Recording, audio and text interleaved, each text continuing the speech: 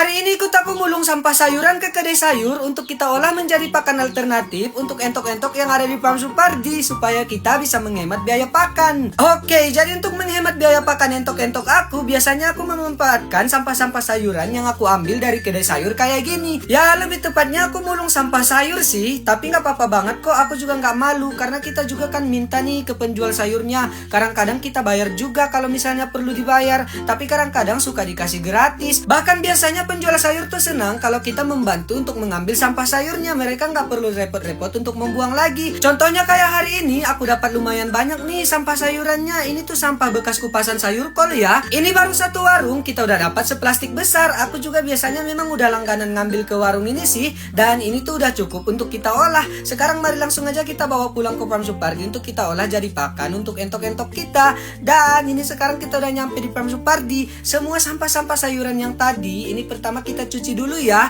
karena memang kadang-kadang udah ada yang sedikit busuk, sedikit lembek, dan juga kita takutnya ada pestisida. Jadi kita harus cuci di air mengalir sampai bersih banget. Dan ini tuh semuanya udah bersih. Jadi waktunya untuk kita olah nih. Pertama kita giling dulu ya sampah sayurannya. Ini kita giling menggunakan mesin pencacah atau chopper penggiling, atau ini biasanya tuh aku sebut dengan nama blender sayuran ya, karena memang bentukan mesinnya ini tuh kayak blender besar. Ini tinggal kita masukin aja sayur-sayurannya ke dalam embernya dan sayurannya bakalan digiling sampai halus. Ini tuh kita masukinnya jangan langsung banyak-banyak ya. Kita masukin secara berkala aja supaya potongannya juga nanti jadi rapi dan cantik. Dan kalau kita bikin juga terlalu banyak langsung sekali masukin, nanti takutnya mesinnya malah rusak. Aku ngerasa mesin ini tuh berguna banget ya untuk membantu aku meracik berbagai macam pakan ternak. Harganya juga sangat terjangkau. Kalau kalian mau beli juga langsung aja check out di Keranjang Kuning. Ini kita menggiling sayuran yang tadi nggak perlu waktu lama ya, paling cuma sekitar 2-5 menitan. Sekarang udah selesai. Nah, ini dia hasil sayur kol yang kita giling tadi. Gimana? Ini bagus banget kan hasilnya, tidak terlalu halus dan juga tidak kasar. Ini tuh udah pas banget untuk kita kasih makan ke entok-entok yang ada di Farm Supardi. Tapi sebelum kita kasih ke entoknya, ini kita tambahin campuran pakan lain dulu ya, supaya nutrisi pakannya tercukupi. Sayur kol yang dihalusin tadi aku campurkan dengan dedak, jagung giling, dan juga konsentrat.